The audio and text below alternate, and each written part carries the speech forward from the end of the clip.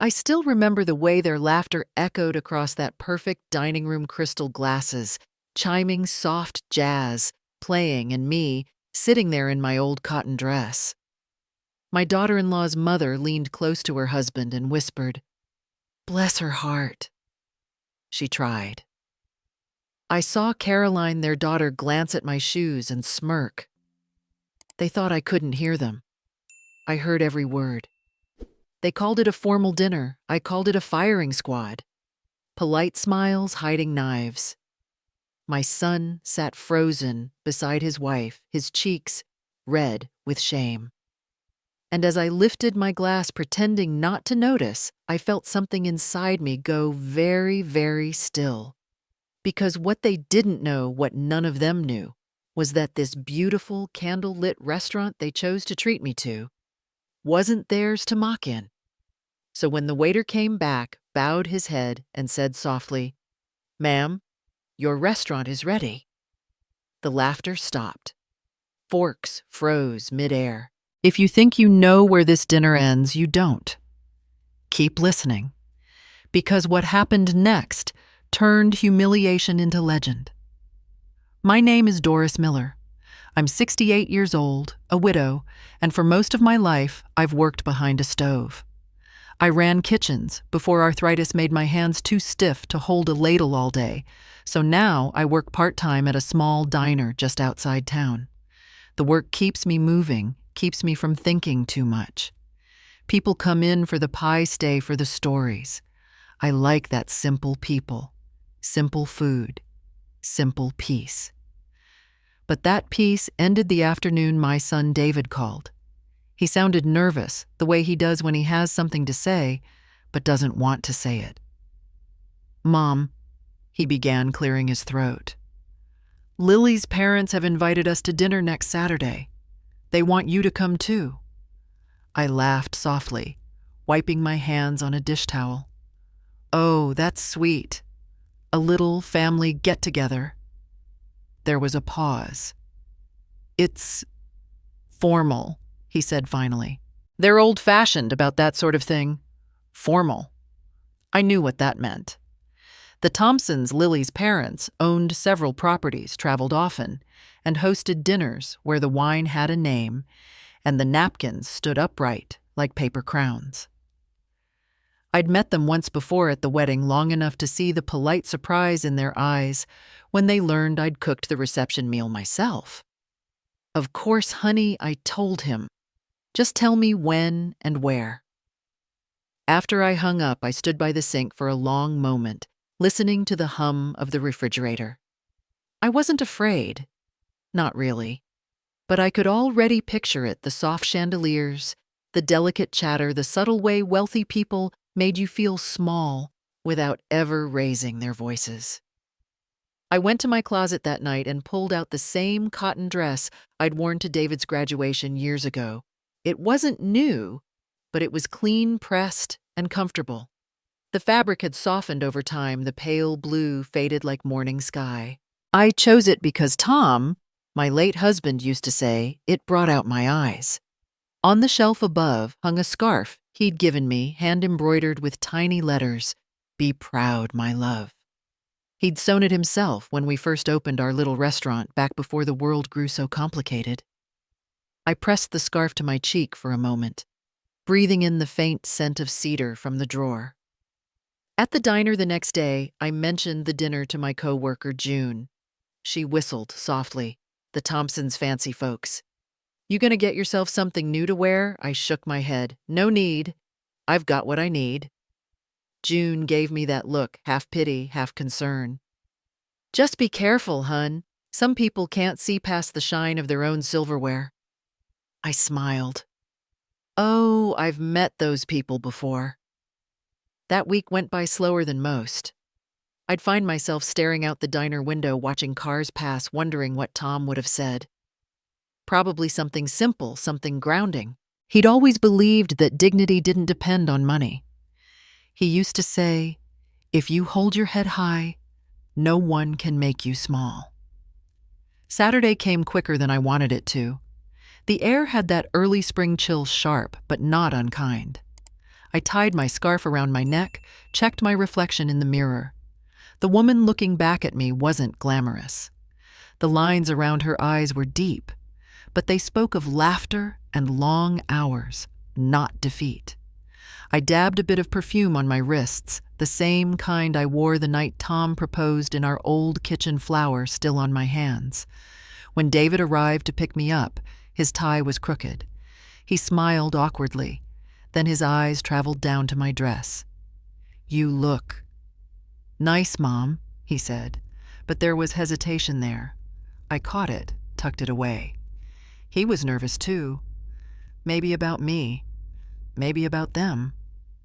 The drive was quiet. We passed streetlights and big houses with fences so white they hurt your eyes. When we pulled up to the restaurant, I saw the name glimmering in gold letters above the door, Thompson's Fine Dining.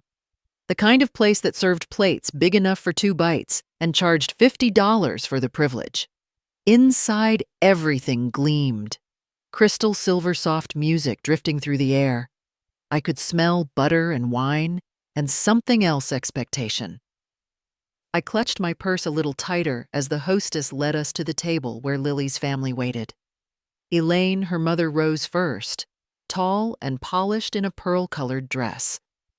Robert, her father, stood beside her, expression unreadable. And Caroline, Lily's sister, gave me that once-over glance people think is invisible. For a moment, I wished I'd worn something newer, something that whispered money instead of memory. But then I felt the scarf against my skin, and I remembered Tom's words. I straightened my shoulders, smiled, and said, "It's lovely to see you all again." They smiled back, polite, practiced. I could almost hear the unspoken thoughts hanging between us. And yet, as I looked around that glittering room, a strange feeling stirred inside me. Something about the place, the smell of the wood, the layout of the dining area felt oddly familiar. I couldn't explain it then, but I remember thinking this place, it feels like mine. I thought it was just dinner. I had no idea it was my stage. The words were still echoing in my head as I followed the hostess through the restaurant. My son David walked beside me, his hand at the small of my back, polite but tense. I could feel him hoping I'd somehow blend into this place, that I'd fit among the quiet conversations, the low glimmer of crystal, and the scent of butter and wine that hung in the air like expensive perfume. But I wasn't made to blend in. I'd spent too many years on the other side of places like this where the heat from the kitchen was thicker than the perfume out front, and the only light came from the stovetop. We stopped at a long table near the center of the room. It was the kind of table where laughter was measured, and every fork had a purpose. Lily stood as we approached, her smile warm and hopeful. "Mom," she said, kissing my cheek. Her voice trembled just enough for me to know she was nervous too. I squeezed her hand. Then came her parents. Elaine Thompson rose first, tall, graceful, a woman who wore her jewelry the way some people wore armor. "Doris," she said, lips stretched into a practiced smile. "How lovely of you to join us." Her husband Robert stood behind her, not smiling at all, only giving a curt nod, as if this dinner were an obligation to be endured. Their eldest daughter Caroline was already seated, crossing one leg over the other, her phone half hidden beneath her napkin. I smiled back, choosing warmth over discomfort. "It's lovely to be here. What a beautiful place." Elaine's eyes flicked over me, a quick up and down that said more than words ever could. "Yes, it's one of our favorites," she said. "We always try to support local fine dining." The hostess handed me a menu. I thanked her, but Elaine leaned in with a laugh that could cut glass. "Oh, you won't find prices listed here, Doris. It's one of those places." "I see," I said, smiling. "That must make tipping exciting." Lily let out a quick breath of laughter, but the rest of the table didn't. I saw Robert's eyebrow lift slightly, then lower again, as if he'd already decided something about me. We ordered wine, or rather they ordered wine. I asked for water with lemon. I didn't drink much anymore. It clouded the mind, and tonight I needed mine clear. While we waited, Elaine leaned toward Caroline, her voice a whisper, not quite quiet enough. "That dress must be sentimental," she said. Then after a beat too long, or just cheap. I didn't look up right away. I let the words float there heavy as a fly in a glass of champagne. Then I smiled, turning toward them. "You're right," I said. "It's both.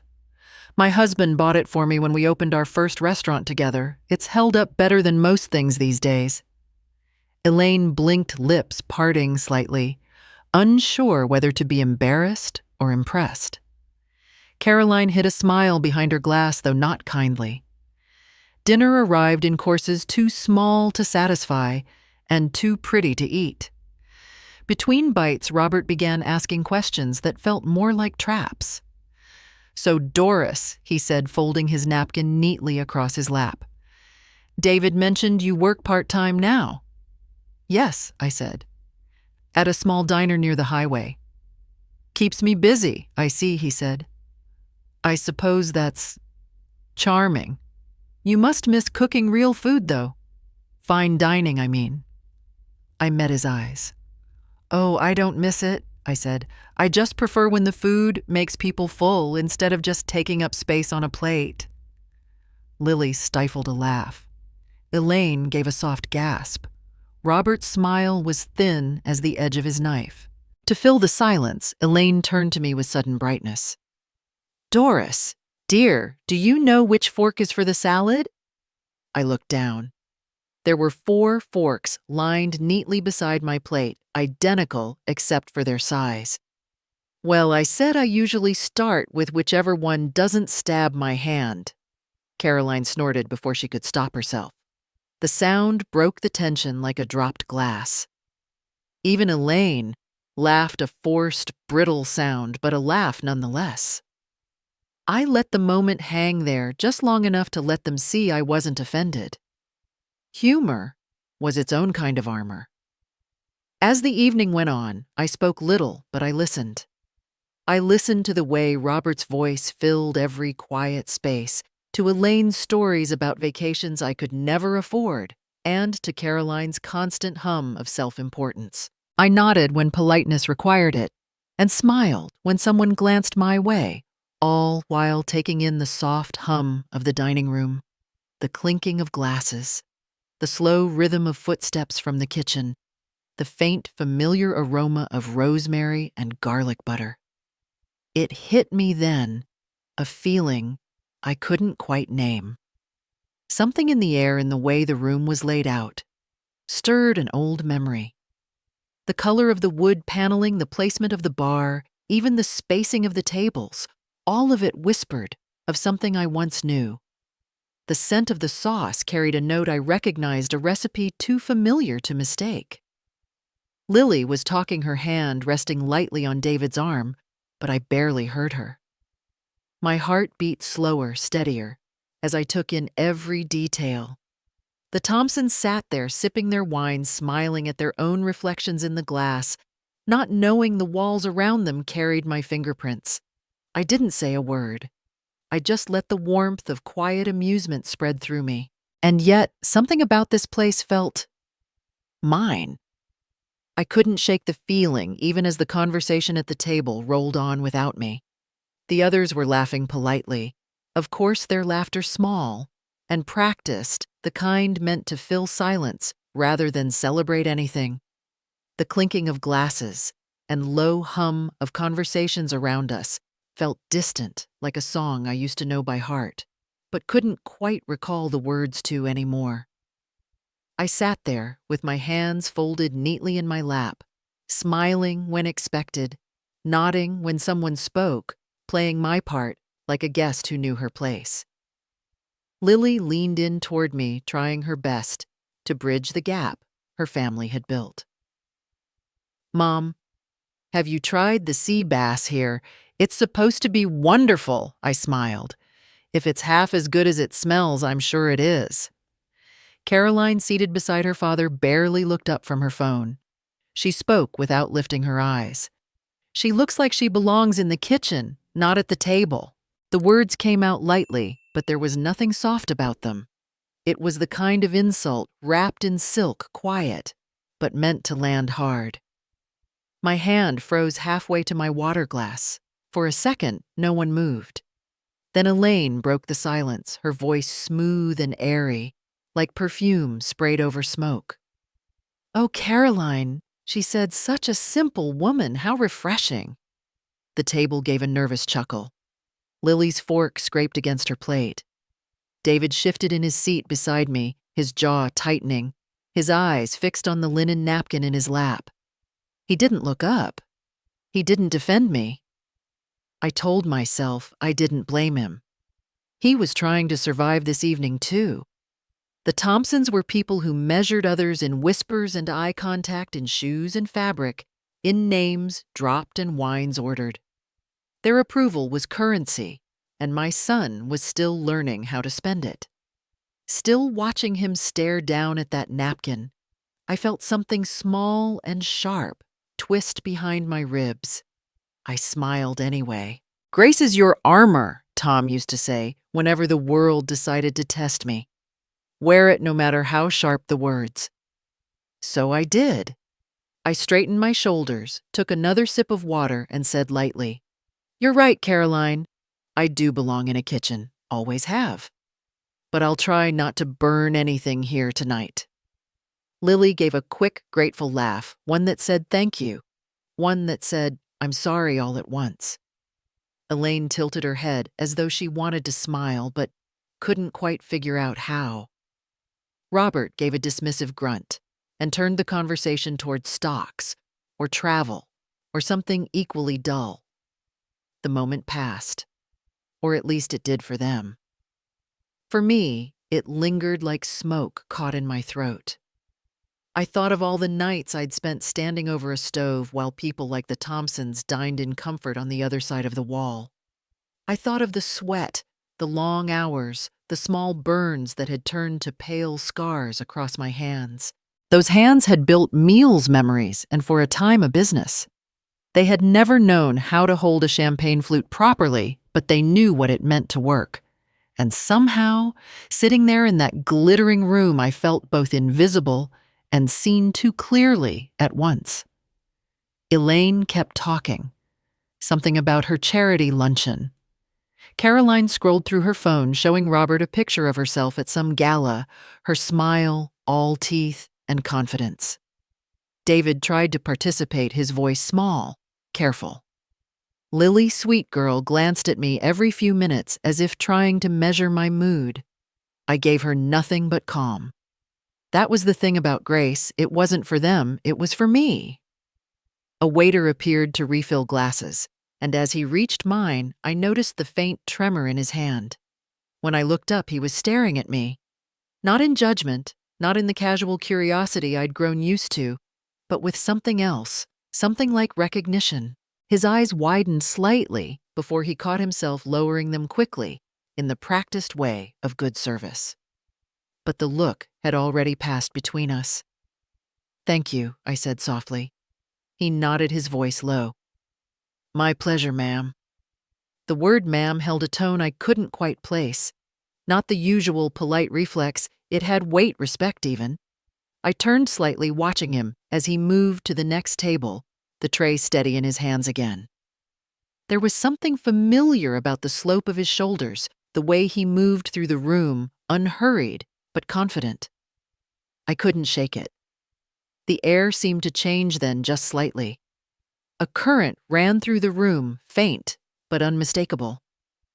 Maybe it was the memory tugging at me again, that strange sense of déjà vu I couldn't explain. I felt it in the warmth of the lights, in the scent, rising from the kitchen, in the faint hum of something old stirring beneath the surface of this polished place. Robert's voice droned on some story about a golf course or a deal. Elaine's laughter tinkled beside him, but my attention was no longer at the table. My heart had begun to beat in a steady rhythm of awareness of something just out of reach coming closer. I didn't know yet what it was, only that it was heading my way. That's when I saw the waiter walking toward us. He moved carefully between tables, the tray balanced perfectly in one hand. The soft light caught on his sleeve, and for a second, I thought I saw the faintest tremor in his fingers. I watched him draw closer, my heart steady, but my mind suddenly sharp. Around me, the dinner continued in its usual rhythm, the clinking of forks, the polite laughter, the shallow conversation that filled the air like perfume. But I felt the mood shift, a current of something unfamiliar threading through the room. When he reached our table, he didn't look at anyone else. His eyes met mine, and something in them softened. He leaned in slightly, just enough that his words reached only me. "Ma'am," he said quietly, voice trembling with something between nerves and emotion. "The kitchen staff sends their regards." I blinked once. Just once. But I knew exactly what that meant. Years of working behind swinging doors, years of running my own kitchen, of leading young cooks through the long hours and chaos of service, all of it came rushing back. I could see their faces again, the eager ones, the tired ones, the ones who stayed late just to learn how to make the sauce right. I had taught them to say that line whenever we wanted to send respect quietly, without words. The kitchen staff sends their regards. It was code. It meant, "We remember you." I gave a small nod, careful not to draw attention. "Thank you," I said, my voice calm, but lower than before. The waiter. Grant, I realized now, though I hadn't seen him in years, gave a slight bow of acknowledgement before stepping back. Elaine tilted her head, curiosity flickering behind her polished smile. "Do you know him?" she asked, stirring her wineglass as though it were an afterthought. Before I could answer, Robert cut in, his tone edged with suspicion. "You seem to know everyone here, Doris." The table went still. Even Lily stopped moving, her hand frozen halfway to her glass. I turned to Robert and met his eyes, keeping my voice light. "Kitchens remember faces," I said, "especially the ones who built them." He laughed, a short, humorless sound. "Built them? That's quite a claim." I only smiled, not offering another word. The less said, the more uneasy they became. Lily tried to fill the silence, her tone too bright. "I think that's lovely, Mom. You've always had that gift. People remember you." "Some people make themselves unforgettable," Elaine added with a delicate smirk. Her words hung in the air, somewhere between admiration and mockery. Caroline gave a small, conspiratorial giggle, tapping her phone screen as if recording the moment in her mind for later gossip. I let their laughter wash over me like background noise. I'd heard worse in kitchens full of shouting chefs and slamming pans. I'd learned that silence could be louder than anger, that patience well placed and timed could cut sharper than any knife. The waiter had vanished into the back again, but I could still feel the echo of his words. Somewhere behind those swinging doors, a few cooks were likely glancing out toward our table, whispering to one another, wondering if it was really her, the woman who used to stand at the stove shouting instructions over the clatter of plates. Doris Elaine said, after a moment, breaking the tension, "You must tell us. What do you do at that little diner of yours? Do you cook? Manage wash dishes?" Her tone was sugar-laced, each word dipped in politeness that tasted bitter underneath. I smiled again, folding my napkin with slow precision. "A bit of everything, I suppose. Old habits die hard." Robert leaned back, studying me as if I were a puzzle missing a piece. "Interesting," he said. "You carry yourself like someone used to giving orders, not taking them." That made Lily's eyes widen. David's fork clinked against his plate. I met Robert's gaze evenly. "You spend a lifetime in kitchens, Mr. Thompson. You learn how to manage heat." For a second, he didn't speak. Then he gave a low chuckle that didn't reach his eyes. "Heat. Yes, I imagine you know plenty about that. Elaine placed a manicured hand over his. "Now, Robert," she said sweetly, "we're here to enjoy dinner, not interrogate poor Doris." Poor Doris. The phrase slipped into the conversation like a dagger wrapped in lace. I lifted my water glass and took a slow sip, letting the chill of it steady me. They didn't know. Not yet. To them, I was still the outsider, the woman in the faded cotton dress, the embarrassing mother-in-law from the wrong side of town. That was fine. Let them believe it a little longer. The pianist near the bar began to play something slow, something familiar. I felt the notes thread through the air, pulling at the edges of my memory again. Every detail around me, the layout of the tables, the curve of the staircase, the faint scent of thyme drifting from the kitchen, was part of something larger, something I knew intimately, but couldn't yet reveal. David glanced at me, his eyes full of quiet apology. I gave him a small, reassuring smile. Not yet, my son. Not yet. Robert's voice filled the air again, talking about real estate, about deals, about profits, his world, not mine. I let him talk. Sometimes the proud don't need help hanging themselves. They do it one sentence at a time. Then, just as Elaine began telling a story about their recent trip to Italy, the dining room's hum shifted. The kitchen doors swung open, and I caught sight of Grant again. Only this time, he wasn't carrying a tray. He wasn't alone either. Then Grant came back. This time he wasn't alone. I noticed them before anyone else did. Grant walked with a steady, careful stride, and beside him was a man I didn't recognize, a manager by the look of his suit and the way he scanned the room. The low murmur of the restaurant seemed to fade just slightly, like a record slowing under a heavy hand. Grant carried something against his chest, wrapped in a soft linen cloth. The manager followed half a step behind his expression, composed but purposeful. I could feel the table's conversation falter as they approached curiosity, replacing the smug ease that had floated over the last hour. Elaine was the first to speak, her voice bright and brittle. "Oh, my service here is attentive, isn't it? We haven't even asked for the check." Robert gave a short laugh. "Maybe they've come to offer a complimentary drink for our patients," he said, with that particular kind of humor that made the people at his office pretend to laugh. But they weren't coming for them. Grant stopped at our table and placed the covered object gently on the white linen before me. The manager straightened his tie and looked directly at me with quiet respect. His voice was calm, practiced, but it carried the faintest tremor of emotion when he spoke. "Mrs. Miller, he said your restaurant is ready. The team asked if you'd like to see the new founder's plaque before we mount it in the front hall." For a moment, there was nothing. Absolute silence.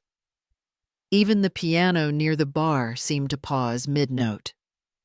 Robert blinked first. "Founders... what?" His voice was small, unsure, as though he'd just heard a word in a language he didn't speak. The manager didn't answer him. He turned to me, waiting. I took my time. I wanted to remember this moment, the smell of the candles, the soft golden light, the way the air itself seemed to shift.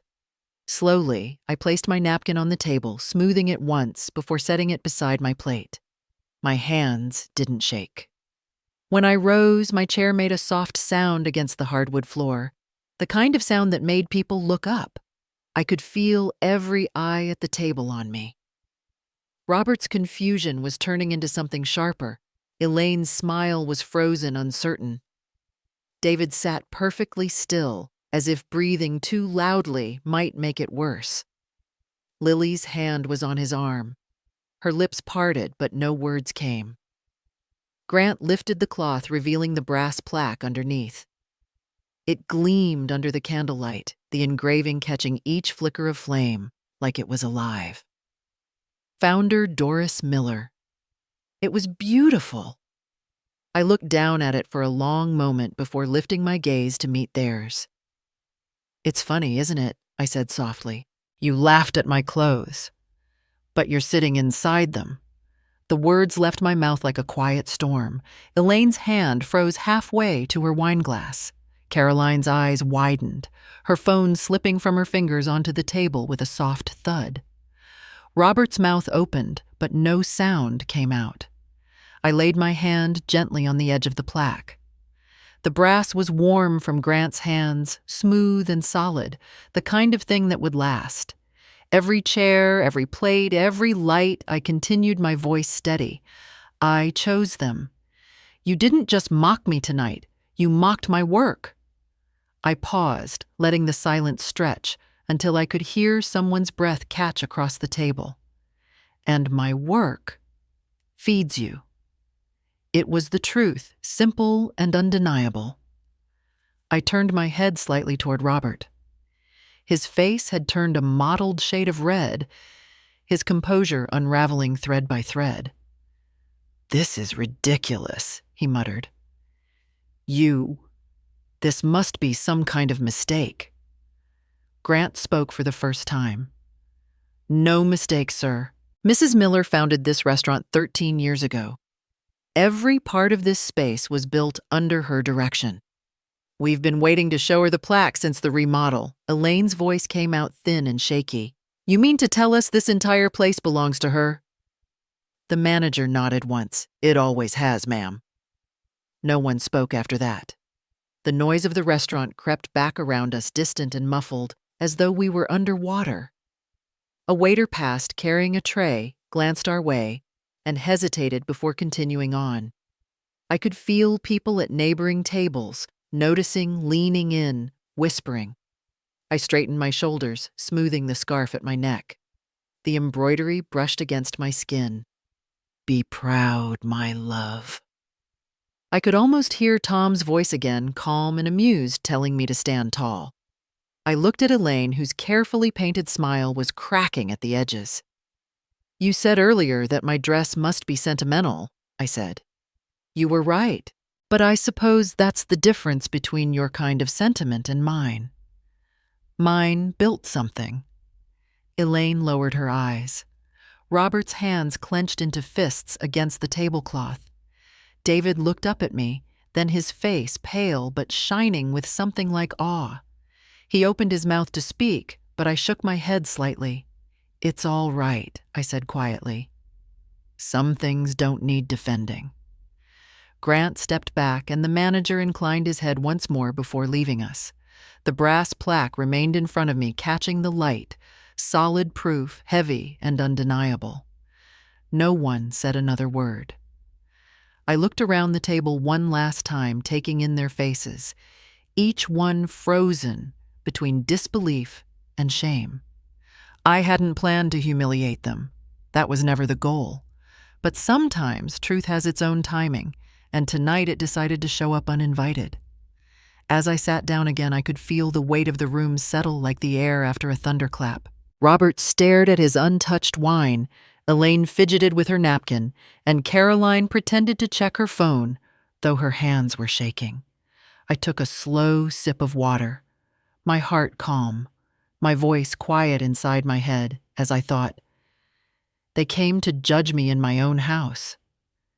After that moment, everything around me faded, the soft clinking of cutlery, the low hum of conversation, even the embarrassed shifting of chairs at my table.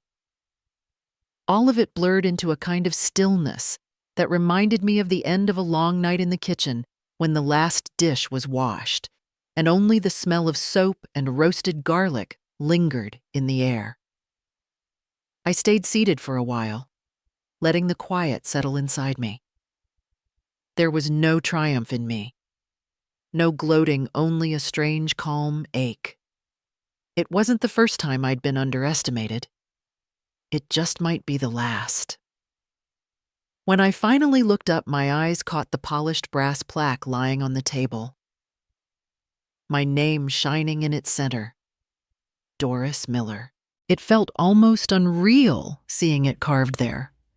I remembered a night long ago when that name didn't mean anything at all, just a tired woman and her husband standing in a rundown kitchen with 2 pans, a dented stove, and one foolish dream.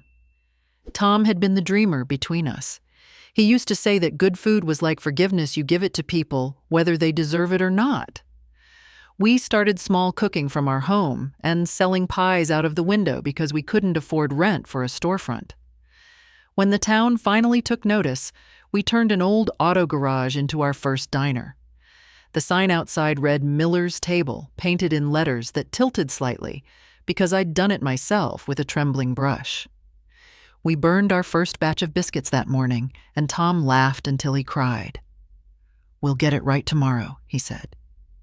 And somehow we did. Every decision we made was slow and stubborn. We saved for years buying one new oven, then another. When other people closed early, we stayed open late, feeding tired factory workers and night nurses who didn't have a place to go. Our restaurant wasn't fancy, but it was honest.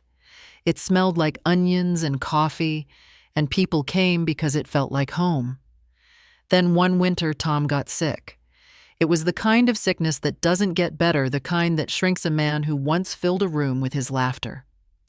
I tried to keep the business going while caring for him, but when he passed, everything changed. The restaurant felt hollow without his voice echoing from the kitchen. I kept it open for another year, mostly out of habit, but every corner reminded me of him. Eventually, investors came, young men in clean suits who offered to expand the brand, to elevate it. They said they could make it fine dining, turn it into something people would travel for. I sold them my shares, but only after making one condition: the name stayed. They could change the walls, the menu, the uniforms, but not the name. I told them I'd still visit sometimes just to see how it was doing. They smiled politely, as if indulging an old woman. I thought I was ready to walk away. But walking away isn't the same as letting go. For years after I came by quietly, I'd sit at a back table, order a coffee, and watch how the staff moved, how the plates left the kitchen, how the flavors changed. It wasn't mine anymore, not really, but in a way it still was. The bones of it, the heartbeat, it all came from those early days with Tom. That's where Grant came in. He'd started as a dishwasher, barely 20, with big ideas and no confidence.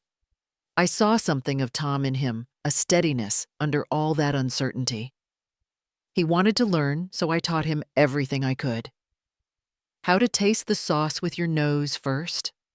How to know when the meat's done by sound. How to talk to people so they feel like the meal was made for them alone. When I finally stepped back, I left knowing the kitchen would be in good hands. Years passed. The restaurant grew, then changed. Owners again expanded, got a new name, Thompson's Fine Dining. But under all the polish, under the velvet seats and soft candlelight, my fingerprints never faded. Every decision still traced back to those early choices, every recipe, every plate. And Grant, he'd stayed. Worked his way up, became manager, kept the soul of the place intact, even when the sign changed. Seeing him tonight, older now, carrying that plaque, it was like seeing a ghost of every life I'd lived. He'd known the truth, of course. The staff had known for years. They respected the secret, let it rest quietly, because that's what kitchens do. They keep what matters private until the right moment to serve it. Elaine and Robert didn't speak much after the plaque appeared. Lily tried to smile, her hand trembling on her wine glass, while David sat beside her, looking as if the air had been punched from his chest. But I didn't need their apologies. I wasn't angry. I wasn't proud either. I just felt finished somehow. As if a chapter I hadn't realized was still open had finally been closed.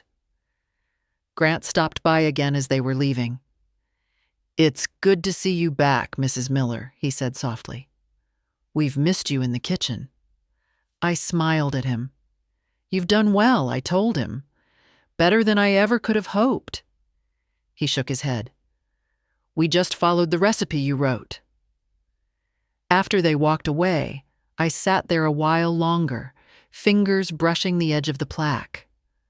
I didn't hide out of shame, I whispered, though no one was listening. I just wanted to build quietly. For a while, that quiet had been enough.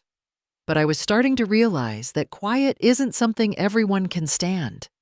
But some men can't stand losing to silence. I didn't have to wait long to see it. The quiet that followed dinner was the kind that doesn't last, the kind that hums with something dangerous just beneath it. Robert Thompson sat across from me, his hands clenched against the white tablecloth. His face stiff with an anger that he was barely holding together. For the first time all evening, he wasn't performing. The smooth, practiced charm he wore like a well-tailored suit had cracked. And what sat underneath wasn't pretty. Elaine was trying to smooth things over her voice, low and desperate. Robert, please, she murmured. Let's just go home. But he wasn't listening. He was looking at me. You made me a fool, he said finally, his voice sharp enough to make Caroline flinch. The words came out half whispered, half spat, but they carried across the entire table like a slap. I didn't move. I didn't even blink. You did that yourself, I said evenly. His jaw tightened. The color in his cheeks deepened. I could see the heat rising in him like steam under a pot lid. He looked at me the way a man looks at a problem he can't buy his way out of. For a moment, I thought he might actually raise his voice, but that would have meant losing control completely, and Robert Thompson didn't lose control, not in public at least. Elaine reached out to touch his arm. Robert, please, she whispered again, her eyes darting toward the other tables, where a few diners had already begun to glance our way. Her smile was strained, but her fear was real. Caroline was the next to speak, though her voice trembled. Dad, this isn't worth it. He pulled his arm away, brushing Elaine off like she was dust on his sleeve. You sit there, he said, leaning forward, his eyes boring into mine, acting so calm, like you've done something noble. But you humiliated me, my family, in front of everyone. I met his glare without flinching. I didn't humiliate you, Mr. Thompson, I said softly. Truth did. That only made it worse. His hand slammed down on the table, rattling the glasses. The sound cut through the air like thunder. The nearby diners turned fully now, watching their murmurs rising. Lily's eyes went wide, her hand flying to her mouth. David was on his feet in an instant. Dad. That's enough, David said sharply. Don't do this. But Robert wasn't looking at his son. He was still locked on me. You think you can embarrass me and walk away clean? You think a little plaque makes you better than us? I looked down at my cup of tea untouched since it had been set before me. The surface rippled slightly from the vibration of his hand hitting the table. No, I said quietly. It doesn't make me better. It just makes me honest. Elaine let out a sound somewhere between a sigh and a sob. Caroline had gone pale. Even the waiter standing near the doorway froze mid-step. The moment hung there, fragile and unbearable. Then without another word, Robert pushed his chair back so violently it screeched against the floor. Every head in the restaurant turned to follow him as he stood. Enjoy your little victory, he said, his voice trembling. You'll regret it. He threw his napkin down, turned, and walked out, his heavy steps echoing across the room. Elaine hurried after him, her heels clicking too quickly against the hardwood. Caroline hesitated, glancing between me and her mother, then rose silently and followed. For a long moment, the table was empty, except for me, David, and Lily.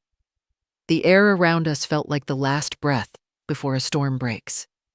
Lily was the first to speak, her voice barely above a whisper. "I'm so sorry, Mom."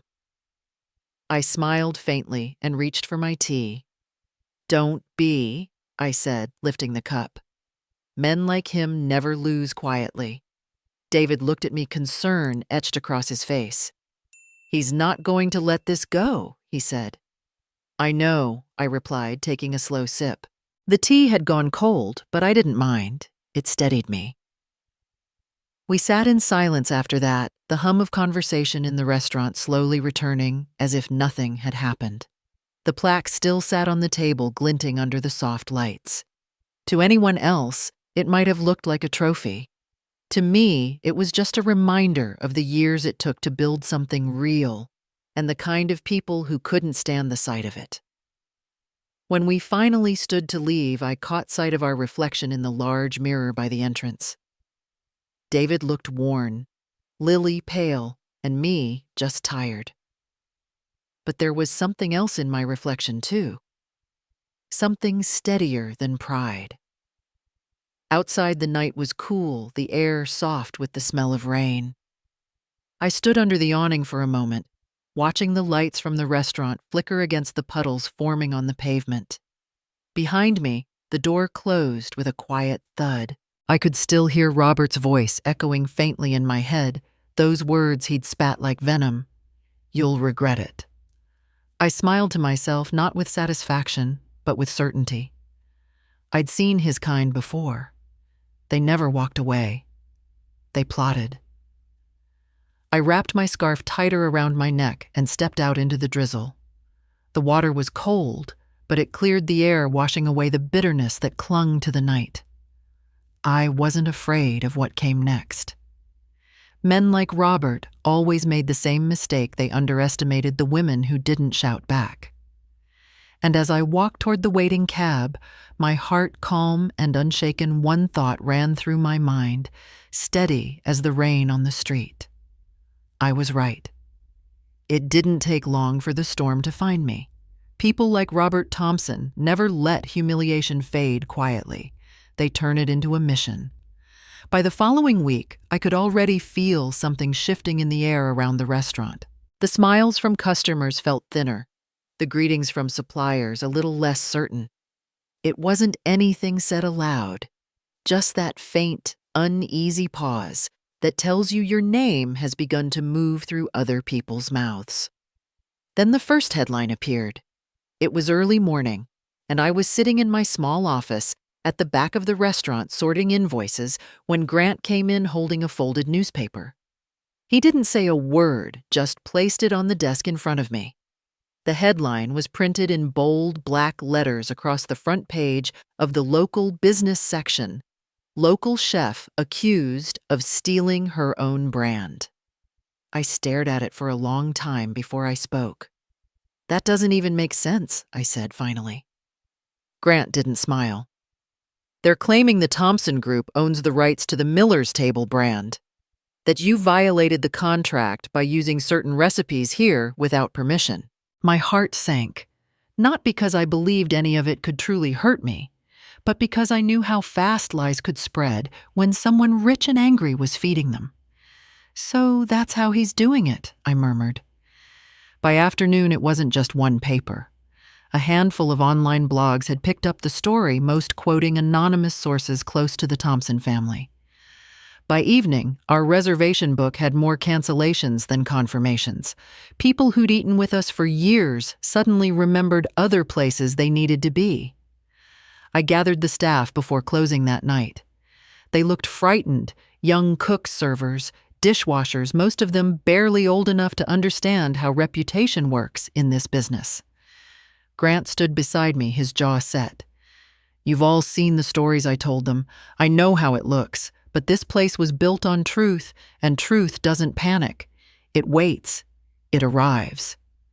They nodded, but I could see the worry behind their eyes. The next few days were a blur of phone calls and letters, legal notices demanding documents, reporters lingering outside the restaurant like vultures. The health inspector showed up unannounced, clipboard in hand, claiming it was routine. It wasn't. When he left, He shook my hand too tightly and said, "They're coming for you, you know." He didn't need to tell me who they were. At home, the phone rang constantly. I stopped answering after the first night. But one afternoon, Lily showed up on my porch. Her eyes were red, her hair pulled back as if she'd left in a hurry. "Mom," she said, using the word softly, almost uncertainly. "You know my father's behind this, don't you?" I didn't answer right away. I motioned her inside, poured her a cup of tea, and sat across from her at the kitchen table. "I know," I said finally, "but knowing isn't the same as proving." She nodded, biting her lip. "He's been meeting with lawyers, talking to reporters. He's obsessed. He says you humiliated him, that he's going to set the record straight." The bitterness in her voice made me ache. "And what does David say?" I asked. "He won't talk to him. He told Dad to leave you alone. They haven't spoken since that night." She looked down at her cup. "I don't even know what to do anymore." I reached across the table and took her hand. "You love him," I said. "That's enough. Let him fight his father's battles if he must. You stay kind." Tears welled in her eyes. "How are you so calm about this?" I smiled faintly. "Because I've learned that truth doesn't rush. It arrives. And when it does, it doesn't need to shout." She stayed for a while after that, and we talked about small things. David's work her garden, how the spring tomatoes were coming in early that year. When she left, I stood by the window and watched her car pull away, feeling the kind of ache that only family can bring, a mix of love and helplessness. Over the next week, the attacks deepened. A gossip column ran a photo of me from 20 years ago under the headline, "From Cook to Crook." A local investor backed out of a renovation loan. Even a few of our regulars began asking awkward questions. I didn't blame them. People like clean stories. They like heroes and villains. And when the truth takes too long, they make up their own endings. Inside the restaurant, the tension was thick enough to taste. Every night, fewer tables filled. Every morning, I'd walk in early, light the burners myself, and stand for a moment in the empty kitchen, breathing in the familiar scent of onions and oil. The silence there was comforting, almost holy.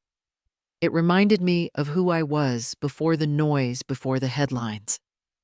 Grant came in one evening, shutting the office door behind him. "They've filed a formal complaint," he said. "They're trying to freeze the restaurant's assets." I nodded, unsurprised. "He's predictable," I said. "Men like Robert always are." Grant hesitated. "What are you going to do?" I looked out the window at the last customers finishing their meals, laughing softly over half-empty glasses of wine. "What I've always done," I said. "Keep cooking, keep standing, and wait for the truth to catch up." That night, as I turned off the kitchen lights, I paused by the founder's plaque on the wall. My name gleamed faintly in the dim light, steady and solid despite everything. I ran my fingers over the brass, felt the cool metal against my skin, and let the stillness of the room fill me. The next morning, the papers carried another headline, this one colder, sharper. "Authorities launch probe into Miller's Table ownership dispute." The story twisted facts, hinted at fraud, questioned my integrity. As I folded the paper and set it aside, I felt no fear, only the familiar weight of battle settling in my chest. I'd fought harder fights with less on my side. The fire wasn't in my kitchen this time, it was in my name. I woke the next morning to the sound of voices outside my window. At first I thought it was the neighbors, but when I drew the curtain back, I saw the glint of cameras and the dull gray van of a local news crew parked across the street. A woman in a tan coat was rehearsing her lines into a microphone while a cameraman adjusted the lens. Local restaurant owner Doris Miller remains under investigation. She said, her words floating faintly through the glass like smoke. I let the curtain fall shut and leaned my forehead against it. They'd found me. By noon, there were 3 more reporters on the sidewalk. One held up his phone as I stepped outside to check the mail. Mrs. Miller, he called care to comment on the allegations.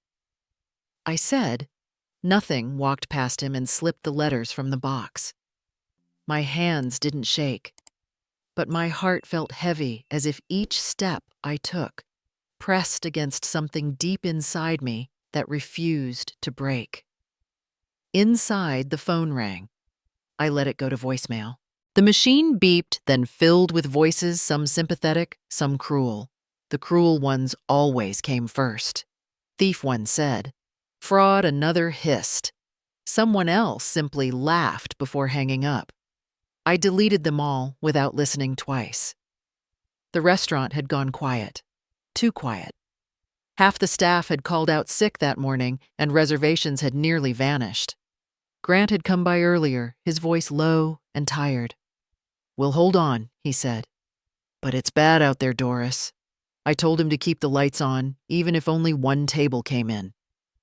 He'd nodded, though I could see the worry shadowing his face. By evening, the pressure had started to close in like steam trapped under a lid. I sat at my kitchen table, staring at the teacup in front of me, the liquid long gone cold.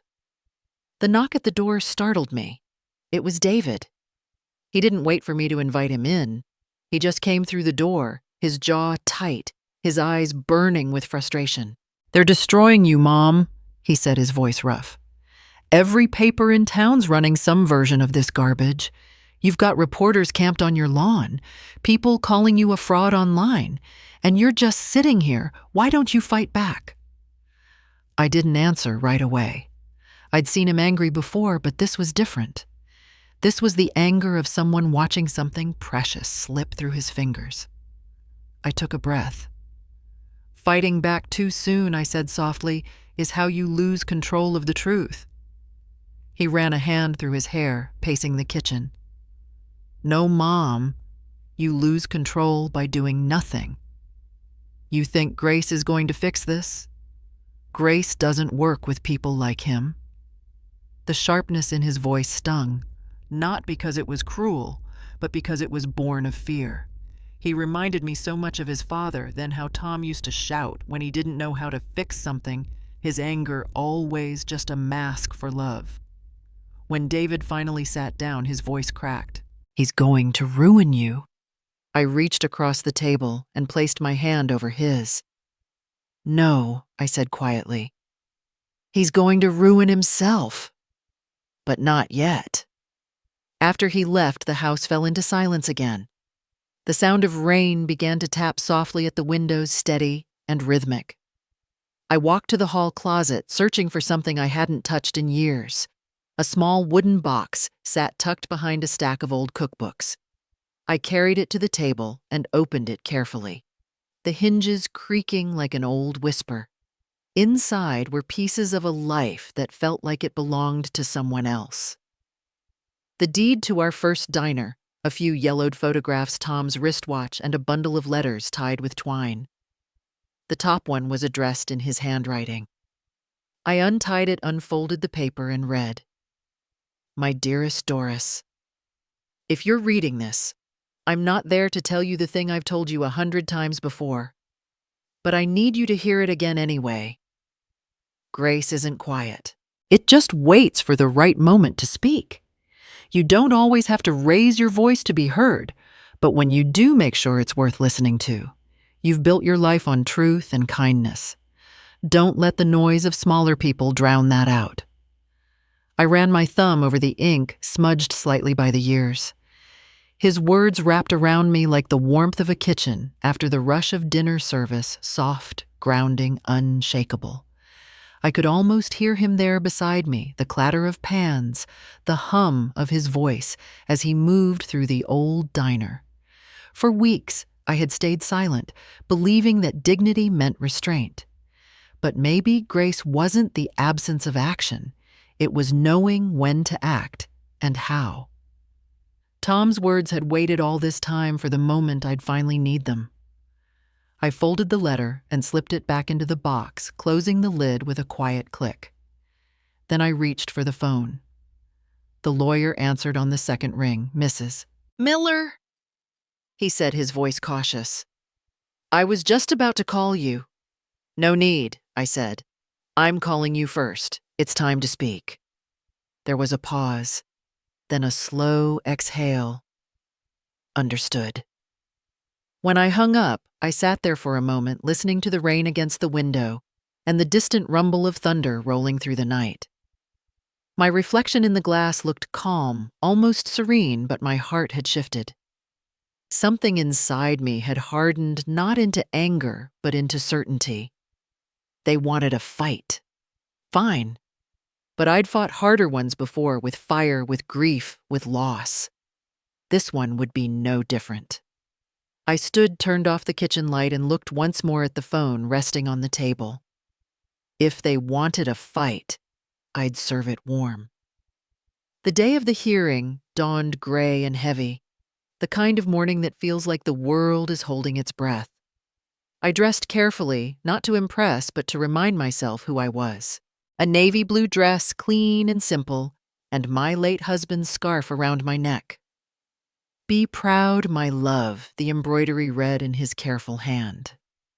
Outside the courthouse, cameras flashed like lightning, the crowd of reporters pressing closer as I stepped from the car. I could hear them calling my name, some sharp, some almost pleading.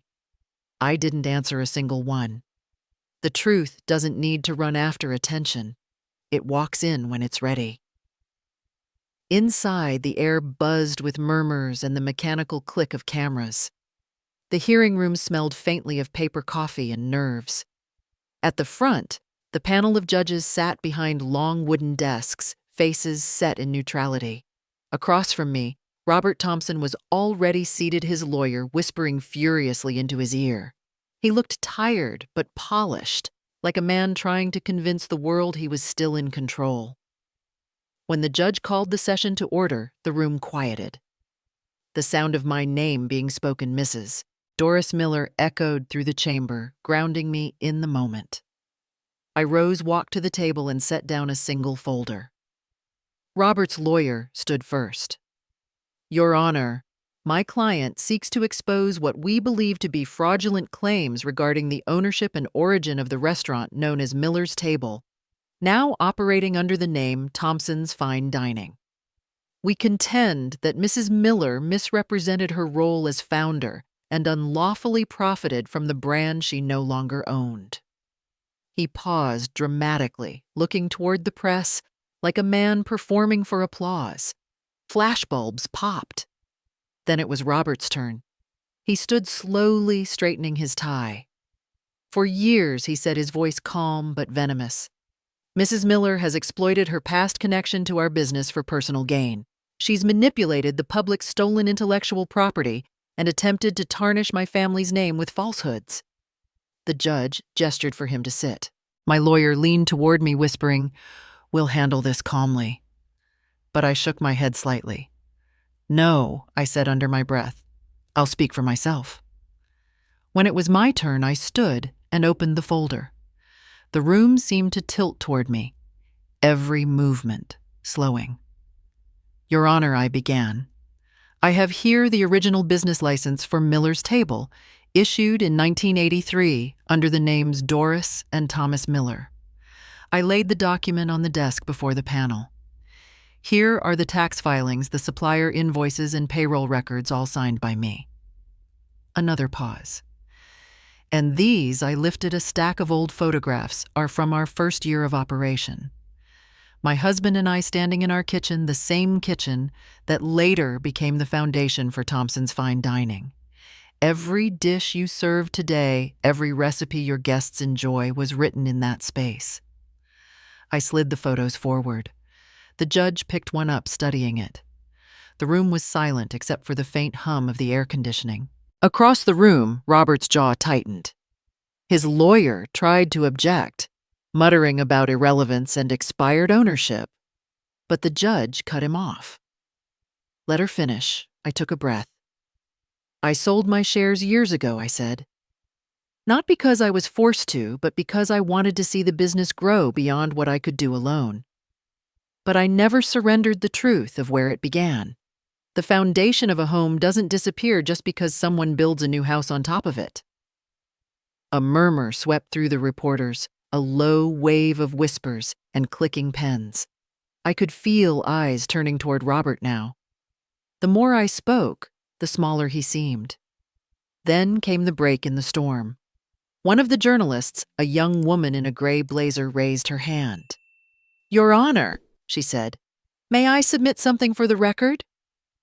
The judge hesitated, then nodded. She held up a printed document. "We received this financial disclosure this morning. It shows that Mr. Thompson diverted investor funds from his development company to finance the restaurant's last renovation. The account he used wasn't declared to his partners." A ripple of shock rolled through the room. The judge frowned, reaching for the document. Robert's lawyer went pale. "This is absurd," he snapped, completely unverified. But the journalist was prepared. "We've confirmed it with the bank," she said. "It's legitimate." Robert's composure shattered. "You don't know what you're talking about," he barked, standing too quickly. "That money was mine to use." The judge's gavel struck once hard. "Mr. Thompson, sit down." The cameras exploded in flashes. Reporters whispered furiously, scribbling in notebooks. I stood quietly, my hands resting on the folder. It wasn't satisfaction I felt, not yet. It was clarity. For weeks he'd tried to burn my reputation to ash, and now the flames had turned on him. When the room calmed, the judge looked toward me. "Miller, do you have any closing remarks?" I nodded once.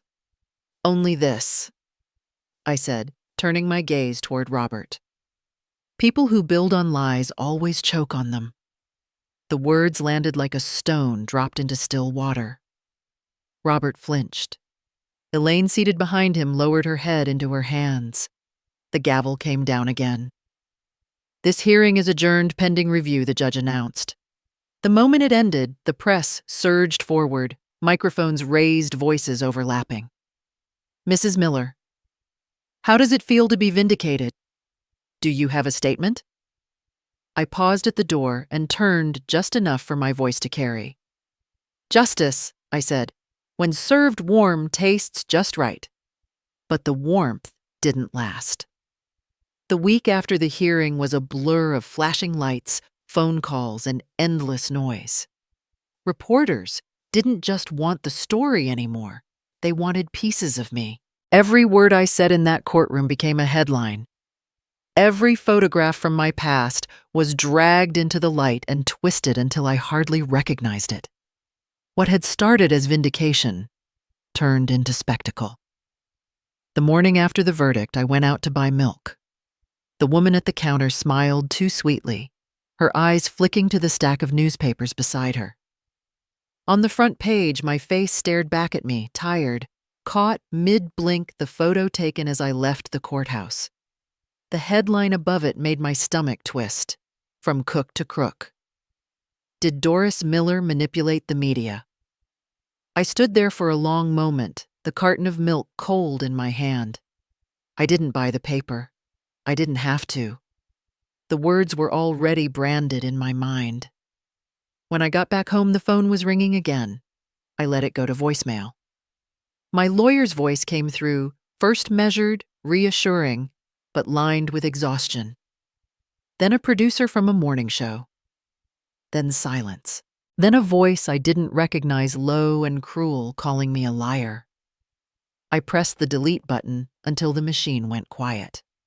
By evening, the house felt heavier than it ever had. I sat alone in the kitchen, the one place that had always been my refuge. The light above the stove flickered, catching the rim of a pot that still smelled faintly of rosemary. It should have been comforting, that smell it used to be, but now it felt hollow, like an echo from a life I wasn't sure still belonged to me. I poured myself a cup of tea I didn't really want, and sat at the small wooden table Tom built decades ago. The surface was worn smooth by years of elbows, coffee cups, and laughter. I traced one of the scratches near the edge, a scar from the night he tried to teach David how to slice onions. We'd both laughed until tears ran down our cheeks. It felt like a lifetime ago. The kitchen was quiet except for the hum of the refrigerator. The same room that once overflowed with noise, Tom's humming, David's chatter, the clatter of dishes, now felt too big, too empty. I'd won, yes. But victory felt like sitting in a house that had been swept clean of everything that mattered. My eyes caught the reflection in the stainless steel backsplash behind the stove. The light flickered again, and for a moment, I saw a woman I didn't recognize. Her face was lined, her eyes tired. There was strength there still, but it looked worn thin, like an apron that had seen too many washings. I looked at her for a long time, wondering when exactly I'd become her. I thought about the people who had turned on me, about how quickly admiration curdles into suspicion. It didn't surprise me, not really. People want stories that make sense, and the truth often doesn't. It comes too slow, too quiet, too plain. They'd loved the tale of the humble widow who triumphed. They didn't know what to do with the woman who stood her ground and refused to break. I leaned forward, my breath clouding faintly on the cool metal. "It's strange," I murmured to my reflection. "Victory can feel lonelier than defeat."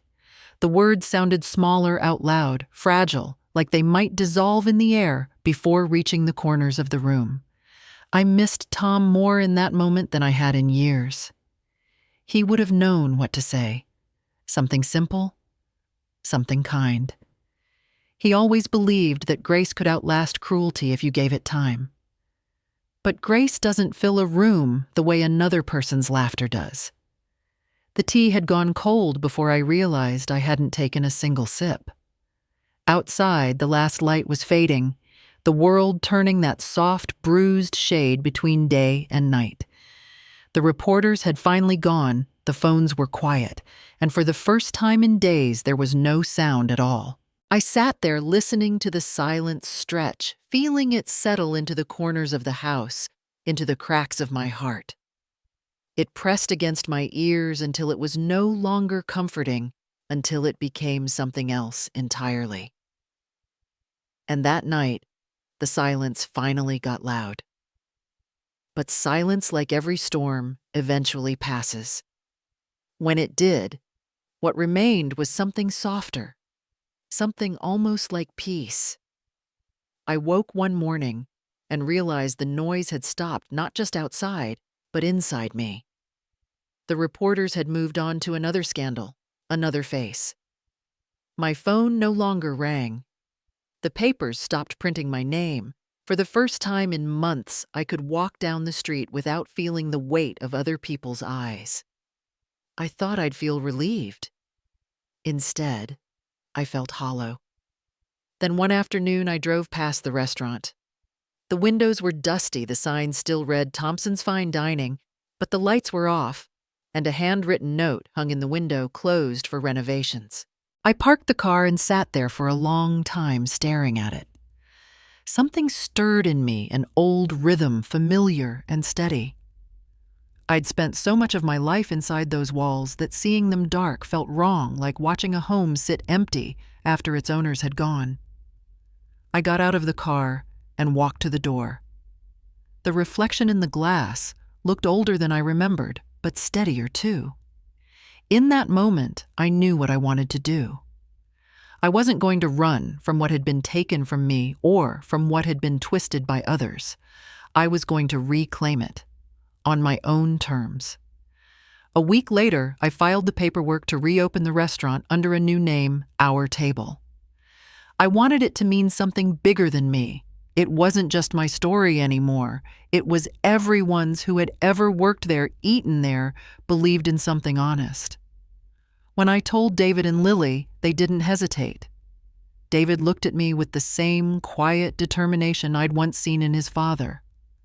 "You're really doing this?" he asked. "I am," I said. "But I can't do it alone." "You won't have to," Lily said softly.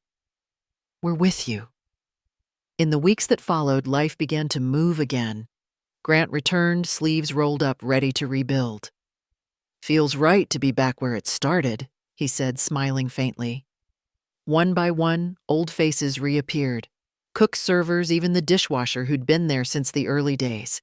We scrubbed walls, polished floors, repainted the old trim, a warm amber color. The smell of cleaning soap and coffee mingled in the air. It wasn't glamorous, but it felt good. It felt alive. Word spread faster than I expected. The first few customers who walked through the door after reopening weren't strangers. They were neighbors, old friends, people who remembered the way the place used to be. Some brought flowers, others brought stories. You kept your head high, one woman told me as she hugged me at the door. That's worth more than any court ruling. Within a month, the restaurant was full again. Not in the way of the old fine dining crowd, all polished shoes and hushed voices, but with laughter, warmth, and conversation that filled the air like music. The menu was simpler: stews, pies, roasted chicken, the kind of food that made people feel seen. I worked the kitchen again, not every day, but often enough to smell the onions hitting the pan, to hear the sizzle that had once been the soundtrack of my life. Lily took charge of managing the floor. David handled the books. Sometimes after closing, we'd all sit together in the empty dining room sharing a meal by the soft light of the hanging lamps. It wasn't perfect, but it was ours. For the first time in a long time, I felt at home again. One afternoon, as I wiped down the counter, the phone rang. A woman's voice came through, cheerful and rehearsed. "Mrs. Miller, this is Ellen Price from WBC Television. We'd love to feature you on our upcoming segment, The Woman Who Built Kindness. We think your story could really inspire people." I froze for a moment. Cloth still in hand. I'd turned down interviews before too many of them wanted drama, not truth. But something about her tone felt different. There was no hunger in it, no hint of exploitation, just curiosity. I thought of Tom's words about Grace not being quiet, but knowing when to speak. Maybe this was that moment. Not to prove anything, not to defend myself, but to give something back. "I'll do it," I said finally, smiling to myself as I looked around the warm glow of the dining room. "But only if we film it here." "Of course," she replied. "That's exactly where we'd want to be." After I hung up, I stood for a moment listening to the faint hum of the refrigerators, the soft murmur of laughter from the staff cleaning up. The world outside had spun wild, but in here everything felt steady again. I agreed not to defend myself, but to share what I'd learned. The morning of the broadcast, I woke before sunrise. The restaurant was still dark, the air filled with the faint scent of bread baked the night before. I made myself a cup of coffee and sat by the front window watching the first light spill across the street. It was quiet, peaceful, the kind of stillness that used to make me uneasy, but now felt like home. When the production van pulled up outside, I didn't feel nervous. I felt ready. They set up cameras in the dining room, weaving cords between the tables, arranging lights to make everything glow. The host, Ellen Price, arrived shortly after, warm and calm, her smile genuine. "It's beautiful here," she said, taking it all in. "You can feel the care in the air. That's all I ever wanted," I said. For people to feel cared for when they walked in. She smiled again and nodded to the crew. Within minutes, the red light on the main camera flicked on and a voice called out, "We're live in 5, 4, 3. Ellen's tone shifted into that measured grace of someone who knows she's speaking to 1,000 unseen faces. "Good evening," she said. "Tonight, on The Woman Who Built Kindness, we share the story of Doris Miller, a woman whose quiet resilience turned public humiliation into hope, and whose kitchen has become a symbol of forgiveness." She turned to me. "Mrs. Miller, thank you for inviting us into your restaurant," I smiled. "Please call me Doris, everyone else does." "Then Doris," she said, leaning in slightly. "Let's start at the beginning. How did all this place, this journey begin?" I told her the truth. Not the sensational version the papers had written, but the real one. About Tom and me, starting with 2 pans and a dream about losing him, about building something that could outlive us both, about what it means to pour love into food when the world forgets how to be kind. I spoke slowly, choosing my words with care, not to impress, but to honor the story that had carried me here. Ellen listened closely, her eyes soft. "You've been through so much," she said. "And yet, there's no bitterness in your voice." "There's no room for it," I said simply. "Bitterness doesn't feed anyone." She paused for a moment, her gaze steady. "May I ask," she said gently, "what you'd say to those who hurt you? The people who mocked you, who tried to take away what you built?" The studio went still. Even the hum of the lights seemed to quiet. I took a breath, looked around at the restaurant, the tables gleaming under the lights, the soft clatter from the kitchen, the smell of rosemary and butter in the air, and then back at her. "I'd say thank you," I said. "You made me stronger." Ellen blinked, visibly moved. "You mean that I do," I said. "Every person who tried to break me taught me something about what can't be broken. My husband used to say that grace isn't quiet, it just waits for the right moment to speak. I think this is mine." When the interview ended, the studio was silent for a heartbeat, then filled with the sound of applause, not the polite kind, but the kind that comes from people who feel something shift inside them. I didn't stand or bow, I just smiled, my eyes warm but steady. That night, the segment aired nationwide. I didn't watch it live. I couldn't. Instead, I stayed at the restaurant long after closing, sitting in the empty dining room with a single candle flickering on the table. But later I learned what had happened. In a quiet house miles away, Robert Thompson sat in his living room watching the same program. He was alone. The room was dark except for the glow of the television. When Ellen asked me what I would say to those who hurt me, and I answered, he leaned forward, his hands trembling. By the time I said, "You made me stronger," tears had begun to run down his face. He reached for the remote but didn't turn it off. He just sat there staring at the screen, at the woman he'd once tried to destroy, now calm and unshaken, speaking not with anger, but with peace. I didn't know any of that until later, when Lily told me he'd called her that night. He didn't say much, only that he was sorry and that I'd deserved better from him. It wasn't redemption, but it was something. A start. The next morning, customers came in early, smiling, carrying flowers, asking if they could sit at the kindness woman's table. I laughed and told them every table here was that table. As I stood in the doorway, sunlight spilling across the room, I thought of Tom, of all the years between then and now, and of how far kindness had carried me, not away from pain, but through it. Forgiveness, after all, is the final course. When the cameras stopped rolling and the lights dimmed, the crew packed up quietly, leaving behind only the faint scent of coffee and the echo of clapping hands. By the time the door closed and the hum of the last van faded down the street, the restaurant was still again. The night felt heavy, not in a burdensome way, but like a soft blanket settling over everything. I locked the door, turned off the dining room lights, and walked toward the kitchen. It was past midnight. The air back there was cool and still, filled with the faint metallic scent of stainless steel and soap. A few pots hung on their hooks, glinting in the low light. The counters were spotless, the kind of clean only a place that has lived a full day's work can achieve. I walked slowly through it all, my hand brushing against the cold edge of the counter as I went. Every sound, my shoes against the tile, the low hum of the refrigerator seemed to belong to another life. I stopped in front of the big steel backsplash behind the stove.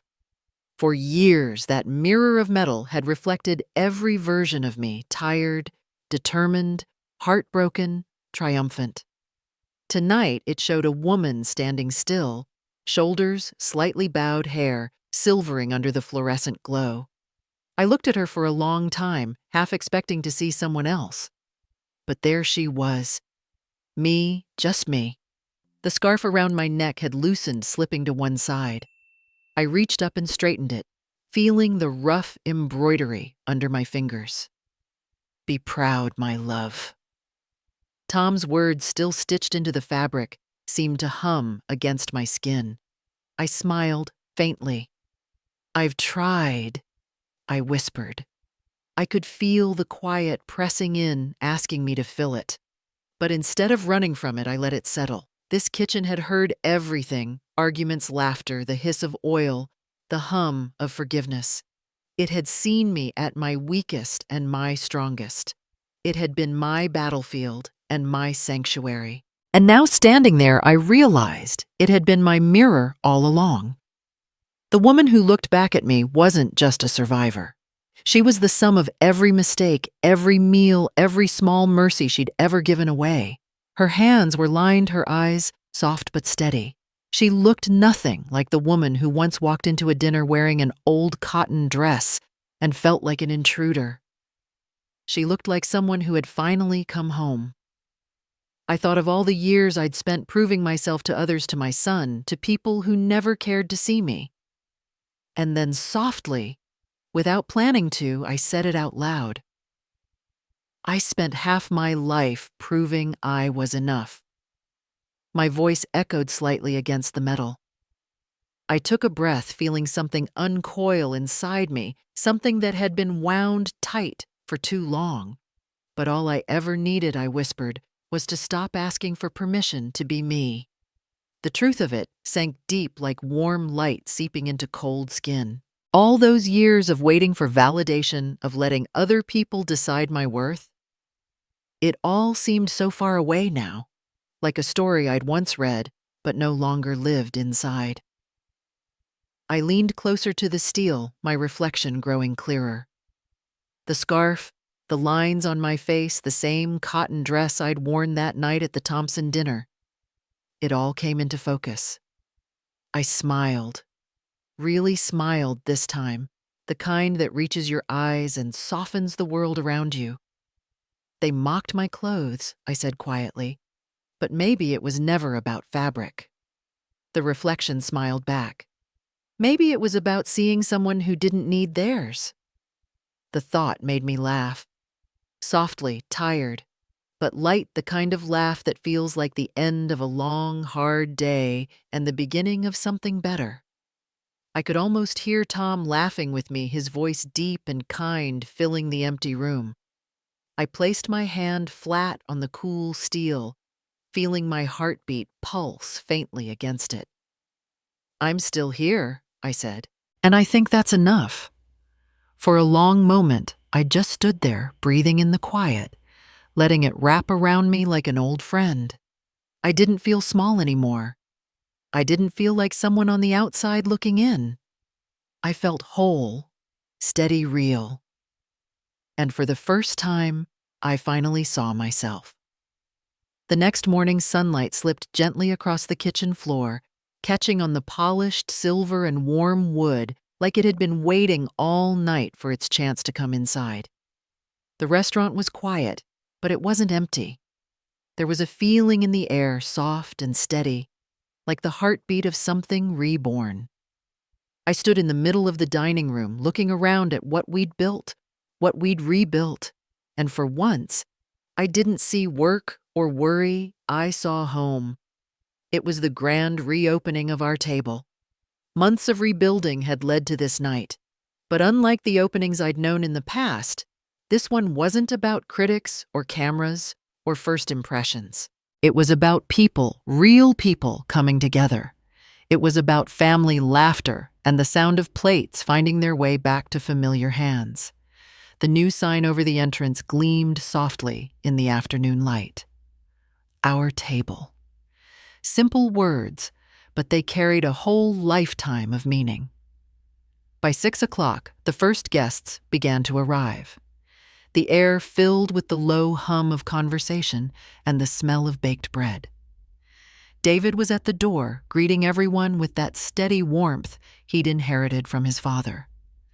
Lily moved between tables with a grace that made me proud. Grant checked every dish as it left the kitchen, his sleeves rolled up, his focus unwavering.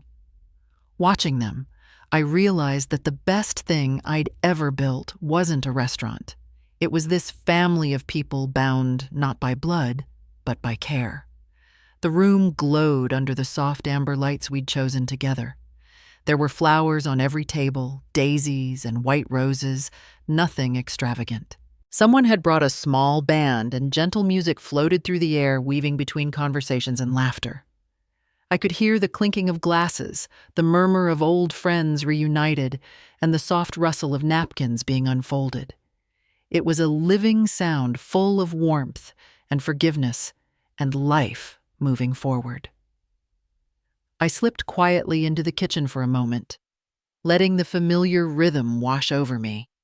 The sound of sizzling pans, the hum of the ovens, the steady beat of heart and hand. It was the same sound that had followed me through every stage of my life. This time, it didn't demand anything of me. It simply welcomed me back. On the counter lay the scarf, Tom's scarf, the one with the words, "Be proud," my love still stitched in his hand. I picked it up carefully, smoothing the edges between my fingers. The fabric was worn now, soft from years of holding it close. I carried it out to the dining room and found the table near the front window, the one where Tom and I used to sit after closing hours, sharing leftovers and stories long after the lights had dimmed. I draped the scarf gently over the back of an empty chair. For a moment, it caught the light just right, glowing faintly in the golden hue of evening. People passed by, smiling when they saw it, not asking questions, just understanding in that quiet, wordless way. Dinner was served. Plates moved through the room like gifts: roast chicken with thyme, warm bread with honey butter apple pie, cooling near the counter. The kind of food that didn't need to impress anyone, the kind that said, "You belong here." I walked between tables, greeting old friends and new ones, hearing snippets of conversation about everything and nothing. At one point, David lifted his glass. To Mom, he said, his voice strong, but thick with feeling, "For teaching us that grace doesn't mean silence. It means strength." The guests echoed the toast glasses raised high. I nodded, smiling, though my eyes blurred a little at the edges. Later, as the night wound down and the music softened, I found myself once again standing by that chair with Tom's scarf. The laughter around me had mellowed into quiet conversation, and the glow from the candles danced on the walls. I laid my hand gently on the chair's back and whispered just loud enough for my heart to hear "Dinner's ready, Tom." For a moment, I imagined him there, his soft chuckle, the way he'd lean back, wiping his hands on a towel, looking at me with that patient, proud smile. I could almost hear him say, "You did it, Doris. You came home." I sat for a while after everyone had gone. The lights dimmed. The last plates stacked neatly in the kitchen. The air was still warm from the ovens, carrying traces of cinnamon and thyme. Through the front window, I could see the sign glowing faintly in the streetlight. Our table. The name felt truer tonight than ever. I thought of all the places I'd been, of laughter and humiliation, of battles won and wounds endured, and realized they had all led here, to this table, to this moment. The world outside would move on as it always does. But this place, this small circle of kindness and food and forgiveness, would keep beating in its own rhythm. I stood, turned out the lights, and let the darkness settle softly over the room. There was no emptiness in it now, no ache, just warmth, just peace. Kindness never goes out of style, and that night I finally came home. That's the story of how one dinner, one cruel laugh, and one humble woman changed everything, not through revenge, but through grace. Doris's journey reminds us that strength doesn't always roar. Sometimes it's found in quiet kindness, in the courage to keep your heart open, even when the world tries to close it. Now, I'd love to hear from you. Have you ever been underestimated, looked down on, or made to feel small because of where you came from or what you wore? What did you do in that moment, and what did it teach you about yourself? Share your story in the comments below. I read everyone, and I promise someone out there needs to hear your voice. If Doris's story touched your heart, if it made you think, or maybe even made you tear up just a little, make sure to subscribe so you don't miss the next one. Every week, we bring you real, powerful stories about dignity, second chances, and the quiet strength that lives in ordinary people like you and me. So go ahead, hit subscribe, leave your thoughts below, and tell me, what does kindness mean to you? Because sometimes the smallest act of grace can be the one that changes everything.